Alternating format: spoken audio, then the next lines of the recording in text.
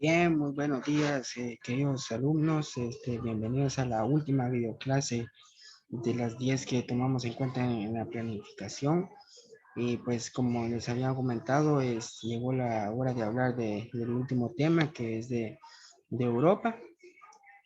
Así que pues comenzando ya con el tema, dice que es uno de los continentes que conforman el supercontinente euroasiático entre los paralelos 35 grados, 30 grados, 70 grados, 30 de latitud del norte, de forma convencional por motivos históricos y culturales.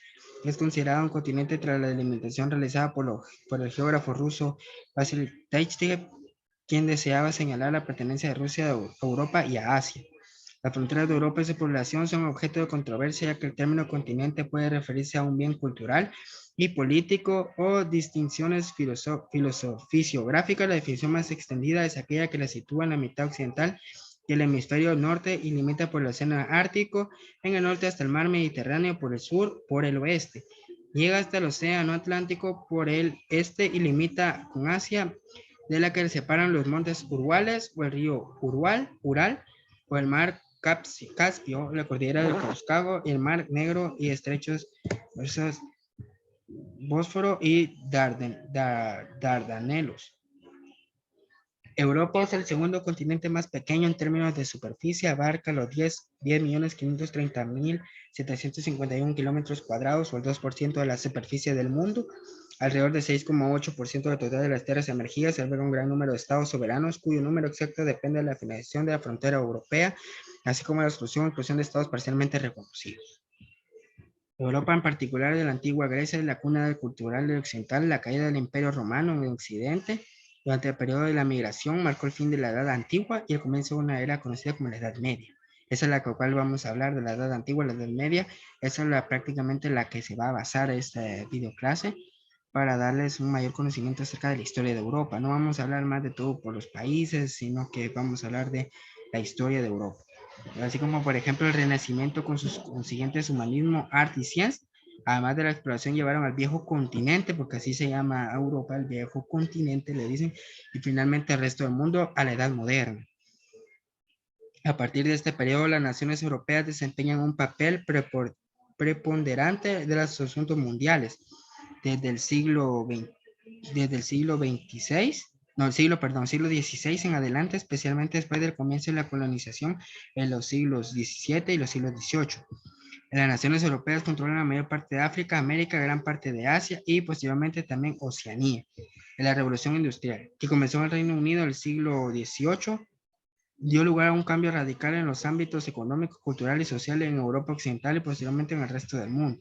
La Primera Guerra Mundial y la Segunda Guerra Mundial condujeron a una disminución en el dominio de Europa en los asuntos mundiales cuando los Estados Unidos y la Unión Soviética tomaron la preeminencia. La Unión Soviética era la que era antes conocida como Rusia. La Guerra Fría entre las dos superpotencias dividió Europa a lo largo del telón de acero. La integración europea dio lugar a la formación del Consejo de Europa y la Unión Europea en Europa Occidental, las cuales se han expandido hacia el este desde la caída de la Unión Soviética en 1991. Actualmente, naciones que ejercen por hegemónico mundial como Estados Unidos son el resultado de la colonización europea.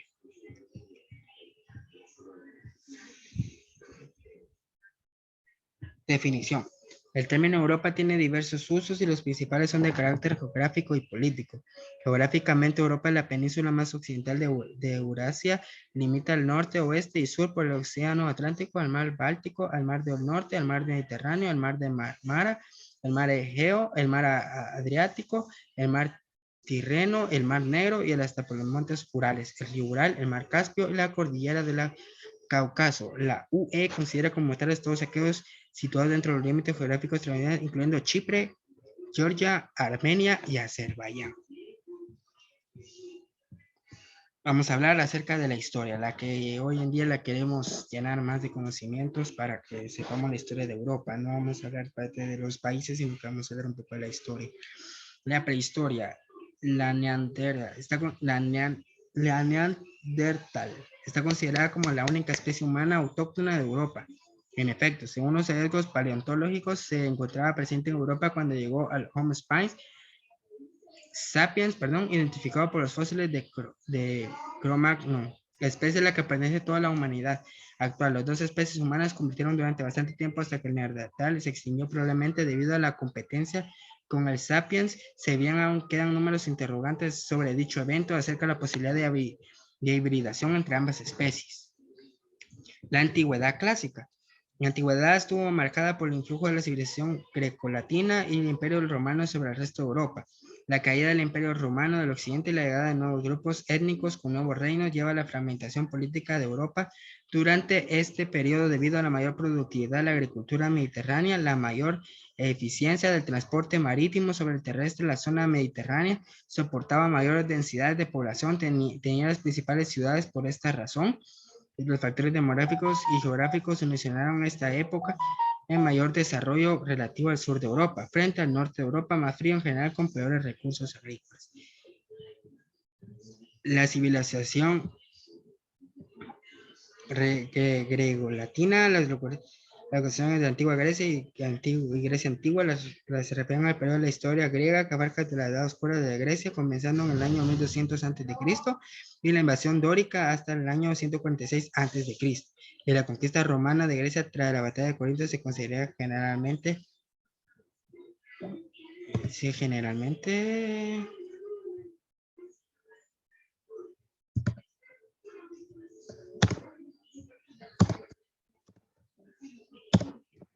me carga.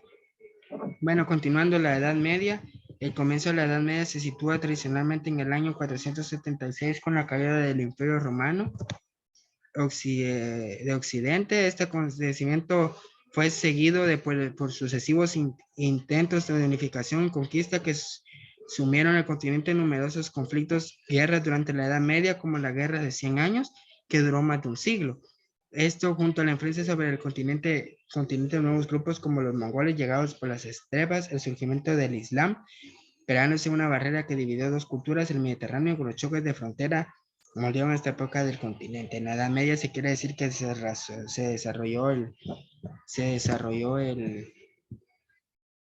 Islam, la nueva religión conocida como el Islam, en la cual muchos yihadistas o muchos, por ejemplo, Irán, Siria, varios grupos radicales terroristas que a través del Islam hacen sus actos terroristas en partes de Europa, por ejemplo, con la que afectó a Francia, el ataque terrorista al Bataclan, o también pues lo que le pasó a Estados Unidos en el año 2001, creo, sí, fue en el año 2001. Pero continuando con la edad moderna marca para Europa el inicio de procesos que muchos después darán lugar a la globalización, y es el tiempo en el que los conflictos bélicos se hicieron cada vez más desastrosos por la llamada Guerra de los 30 años.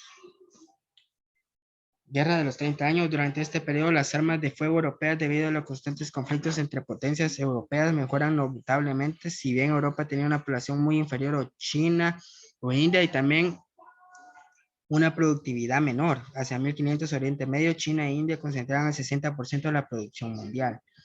Los recursos provenientes de América y su tecnología militar serían un factor importante.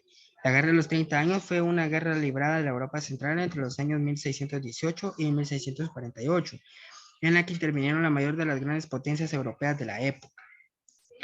La edad contemporánea. La edad contemporánea. Cerramos con esto que dice que los procesos económicos y el desarrollo científico y tecnológico se aceleraron en desmedro a otros continentes de manera mucho más notoria. Durante la edad contemporánea, produciendo tensiones por competencias que desencadenaron más guerras como las guerras napoleónicas y las guerras mundiales, o los procesos tendentes en la unificación que se procuran pacíficamente. Tal vez es el caso de la Unión Europea, cuyo origen se remonta a la Declaración Schuman de 1950. Europa es el continente que ha tenido más influencia política, militar y económica de la historia del mundo en los dos últimos siglos. Sin embargo, antes del siglo XIX, China e India eran demográficamente y económicamente más importantes en Europa. Hacia 1500, Oriente Medio, India, China concentraban cerca del 60% de la producción mundial, poco antes de 1800, el 80%. Así que pues concluimos con la historia de Europa. Prácticamente quería que utilizáramos este tema en sí en general para pues saber un poco más acerca de la historia de Europa, del viejo continente, y pues espero que haya sido una explicación un poco muy clara, un poco muy breve, Y pues les doy muchas gracias también ya por concluir las 10 videoclases que teníamos planificadas. Desde ya que pasen un excelente día, me despido. Un buen día.